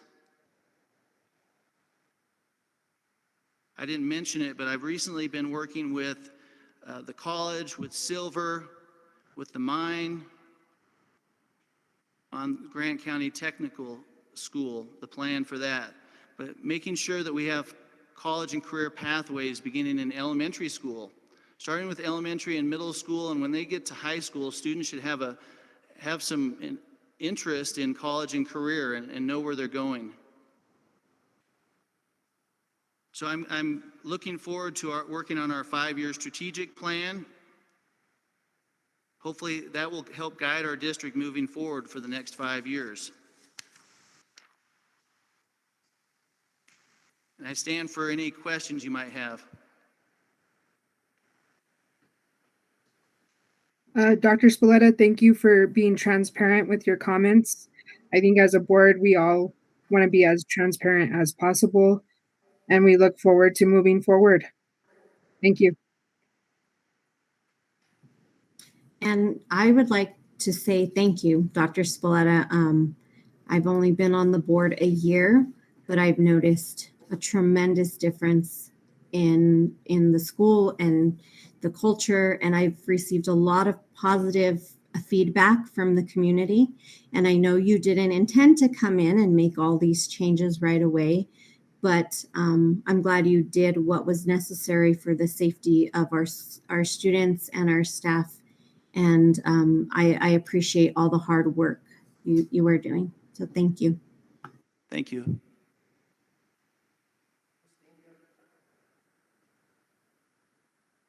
I was just going to echo their comments exactly. Thank you for all the work that you're doing and supporting our teachers and staff in our community. Thank you. I'd like to add comments. It is very sobering to hear your report, but it is a testament to the transparency that you bring and that we expect. And I appreciate that. And it should be known that your endeavors are not individual effort. They're supported by the board. Your individual effort of getting this information, we also participated in. We got to see the responses firsthand, and we affirm your statements as a matter of record.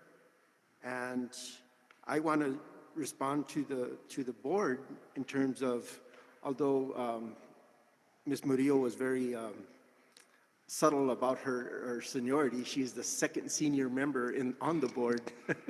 But that being said, I have 4 years on the board, and the rest have a little bit less than 6 months. These are monumental steps for a new board to be taken, and you should be recognized as having that forthrightness, the ability to take on these issues, and I certainly want to include Mr. Terrazas in this conversation as well. This has been the most incredible conversations I've heard on especially curriculum. Operationally, we're getting a lot more conversations. The board meetings now will be starting to form in this focus of a strategic plan once that's done, and so the purpose of the meetings will have more of a groundwork that can be visible to the public. There is a long delay in our initiatives because of the framework that was left for Dr. Spalletta. Contracts approved, budgets approved, with little or no oversight. Financial matters left without any real analysis or looking at sustainability. This group is taking that in the right direction. For New Mexico to be the poorest performer in the country, for the district to be in this, last I saw was 64th out of 88 districts, should have never been acceptable. And I am very proud to be part of this board that is saying that can't happen anymore, we need to lead. And it was, I do believe, the impetus of the board, that the previous board, that allowed us to get in the shape that we're in now. And I am excited to be with people that not only want to move forward, but are looking back and holding people accountable for the past. I think it was very easy to make the statement, let's just move forward, but we have to correct the ills that were done, and the disproportionate amount of money that was spent that should have gone to student benefit. That is one of the most sorry circumstances that we face, and we have a year of not being able to address that as well as we should. But this next year will be a full testament of what you bring to the table, as well as what we bring to the table, and I look forward to that. Thank you.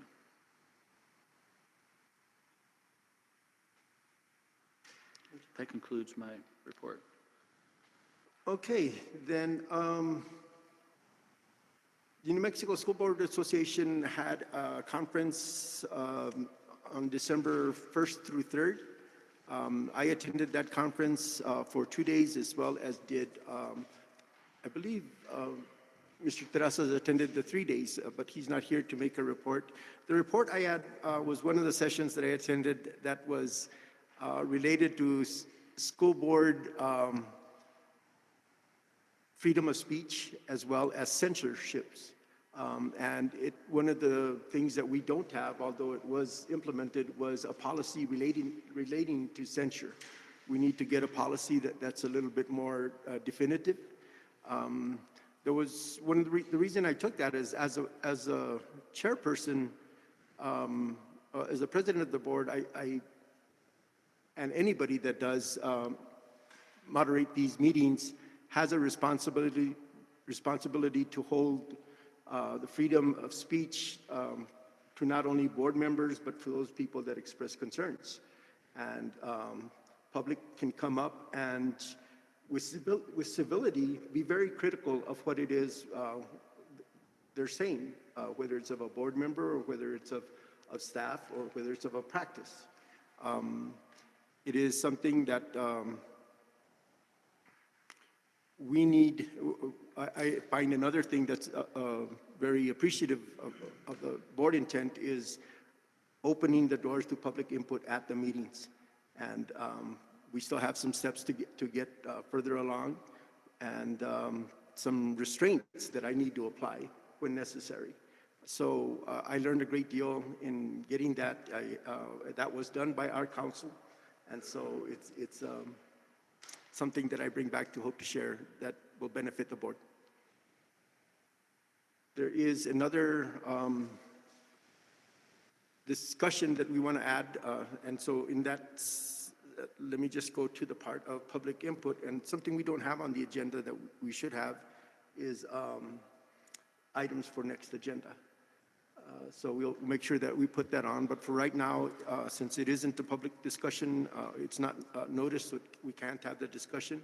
Please submit such comments that are recommended for the agenda to me, and we shall do so. And that would include public input. If they want to have anything put on the agenda, they can contact me. So with that, is there any public input that's not related to the agenda? Mr. Avalos. Yes. Thank you. Members of the board, Dr. Spoletta, I need to come up and reveal something that I have done and have received a response back from the Attorney General's office. Obviously, I appreciate the fact that you are opening up the mic for public input. And of course, this is going to come on the heels of some very good things that were mentioned. One thing I do want to mention also is that because as one of the elder members of this staff and a former student at Cobre High School, my children graduated here. I do wish that with all these comments, that the people that have been here for many, many years and have worked hard, including our past board, will be recognized for the efforts that they put forth back in the past, because they really did. They worked hard. Everybody has worked hard because we are all about kids. Now back to what I have to say as far as the official complaint that I have made with the Attorney General's office. I will give a copy to Dr. Spoletta. I will give a copy to you, sir. Thank you. And then, of course, I will forward that complaint. We as school members have a duty and not even a legal responsibility to report any wrongdoing that happens within the district when it comes to school property. I would have not have done this unless I would have had some employees approach me about an investigation that was going on with some stolen items that led me to see and finally realize that all the junk, the so-called junk that was at the maintenance shop, was passed along to an independent contractor. And you know what, all that stuff that was there, it may appear to have been junk to one person or people as they were passing by, but there was a lot of material there that was earmarked by the previous administration to do some projects. And it was just given away. And of course, there could be some rebuttal on this. Obviously, if I would not, once I learned that, I now have to act on it as an administrator, as a school employee. Of course, a company came in, hauled all that off. There was, I can't give you an exact figure, but in excess of a couple of thousand, at least, dollars worth of materials that were just given away, and were not, the public didn't opportunity to bid on that, or even was it even auctioned or given an opportunity for that. I'm going to go one step further, and I have learned this week that some of those materials that were actually given to that company are now being sold back into the community where they are making a profit. Of course, it was a refuge company that will sell the metal, whatever the case may be, but we're finding that now some of that stuff is being sold back into the community. And that's further. I did receive from the Attorney General's office that I will be hearing back here pretty soon from the Office of the State Auditor. And at that point, I'll be turning over any other information in order to get that investigated. Okay. And bottom line is this: I had to do it. I mean, it came to my point. It came to my desk. I now have to act on that. Okay. Another document that I've shared is also the school policy on whistleblower, because I am now officially a whistleblower. Okay. I really believe that as things have transpired with me as a school administrator, I was deemed inadequate. I was moved. Obviously, everybody can look at that and say, yeah, everybody has their opinion on that, as well as I. And but the fact of the matter is, I have been put into another position that I have not been in very long. I'm learning it. I've never been in maintenance. I appreciate that. With a comment about the new position being made earlier, I'm kind of questioning whether that was my position. But the fact of the matter is, I'm suspect now because with all of this, I did inform Dr. Spalletta that I had done this prior to me being moved to another position. And of course, he has a lot of documentation on me. When you're given 45 items to do, 25 items to do, and you fail on one of them, you can easily be moved. And I know we're getting into personnel here, and that's not your issue, but it does have to correlate with whistleblower. I have been in the position on my 8th day of being in this position. I already have received an official write-up, and I think that's questionable. So, the thing about it is, I'm here to protect my position. I've been here a long time. I have worked hard. I'm all about kids, and probably in my older age as a administrator, I wasn't getting it done as best I probably could have. But everybody can be the judge of that. But I do see now I am suspect, since I have made the superintendent aware of this, that there are some things that are going on. We have a lot of people in this building here that are old administrators, and I really think as a board, you really need to look at their mental health. You need to look at how they feel about their jobs and how they are being treated. And I'm saying, I'm going way on the limb today. I can retire, okay? And I think I really believe that that's something they want me to do here. But the fact of the matter, I'm making this public because I did do this, not with the intent of not doing any harm, but because I was compelled to do it in the sense that I have a responsibility of reporting any things that are not done properly, okay, that have to do with school property. And anybody that knew about that probably still also has that responsibility, or they can lose their license if they know something about that, okay? So again, I'm leaving it with that. If you have any questions, if you want to pull me into closed session and talk about this issue, I'm more than welcome to do that. But also, I'll be awaiting my call from the state auditor, and I will reveal and also reveal those that were involved in this situation and any documentation that goes along with that. So I leave that. I didn't want to end this meeting with this process, but I felt compelled that it needed to be done. And again, as I mentioned, There was a lot of good things that were done here prior to the new administration and prior to the new board. I welcome you and I appreciate you guys coming and stepping forth and doing this, but keep that in mind. And as you are making new policy and improving policy, we are an educational process here, and things do change and things do need to be improved upon, but with the point that things were done well here too before in a lot of different ways. I thank you for your time. Thank you, Mr. Avalos. And I just want to bring up the protocol, the actual process of public input on non-agenda items. Because it is not on the agenda, no further discussion can take place, and I don't want it to make it seem like we're deaf to what it is you said. We just can't respond. Along those lines, if you do choose to put this on the agenda, please let me know, and I will have it placed on the agenda. However, we will not get into the matters related as personnel. Absolutely, and I do understand that about personnel, but also if there is any type of conflict with whistleblower, that does fall under the jurisdiction of the school board. Okay. Sure. So, and that's something that in discussion that could be worked out at that point. If it's on the agenda, yes. Absolutely, sir. Thank you so much. Welcome. Is there any other public input, either online or here? If not, then the next item on the agenda is closed session.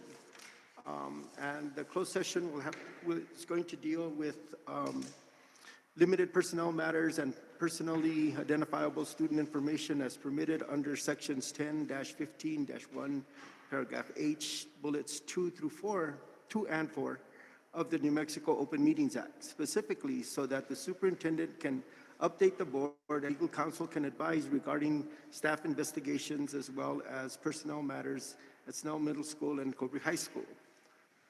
There's an item 2, which is a discussion also of collective bargaining strategies as permitted under section 10-15-1, paragraph H, bullet number 5 of the New Mexico Meetings Act. I'll entertain a motion to go into closed session for the reasons specified. So moved, Mr. President. Is there a second? Second. Is there any further discussion? Then I'll take a roll call vote. Ms. Begay? Yes. Ms. Murillo? Yes. Ms. Dean? Yes. Myself, yes. The motion passes unanimously. We are now in closed session and the time is 7:07. You want to do that?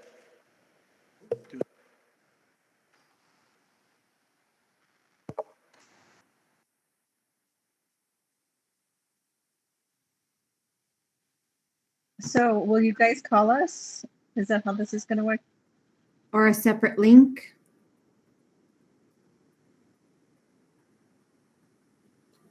I didn't see that.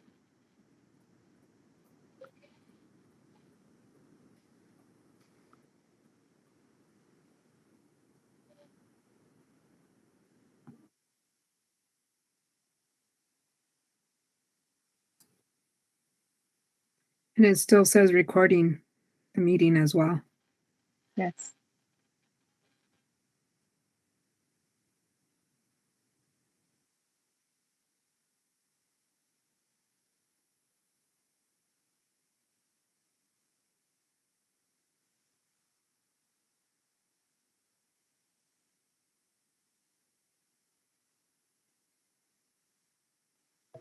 Daniel and Victor are looking at creating a separate link, and we'll convene at the break room for the teachers here. So if you guys will hang on, we'll text you the instructions or give you a call. Thank you. Thanks. Thanks. Okay. Thank you.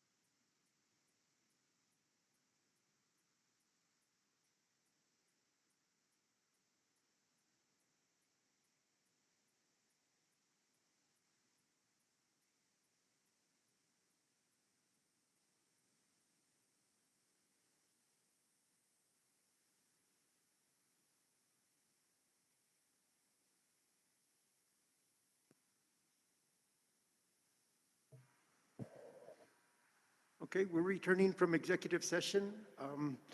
We conducted an executive session related to personnel matters and personally identifiable student information as permitted under sections 10-15-1, paragraph H, bullets 2 and 4 of the New Mexico Open Meetings Act, specifically so that the superintendent can update the board and legal counsel can advise regarding staff investigations as well as personnel matters in Snell Middle School and Cobre High School. Second discussion related to discussion of collective bargaining strategies as permitted under section 10-15-1, paragraph H, bullet 5 of the New Mexico Open Meetings Act. Our discussions were constrained to limited only to those subject matters mentioned in both A and B. We return now into open session without having taken any action during closed session or taking any polls related to any actions forthcoming. I will entertain a motion to come back into open session. So moved. And a second, Second. a roll call vote, please. Myself, yes. Ms. Murillo? Yes. Ms. Begay? Yes. Ms. Dean? Yes. Also, David Terrazas participated in the closed session, but I don't see him in attendance at this point. But the minutes will show that he participated in the discussion at the closed session. All those in favor of coming out into open session? Oh, that was already done in terms of the roll call vote. So we are now in open session, and it is,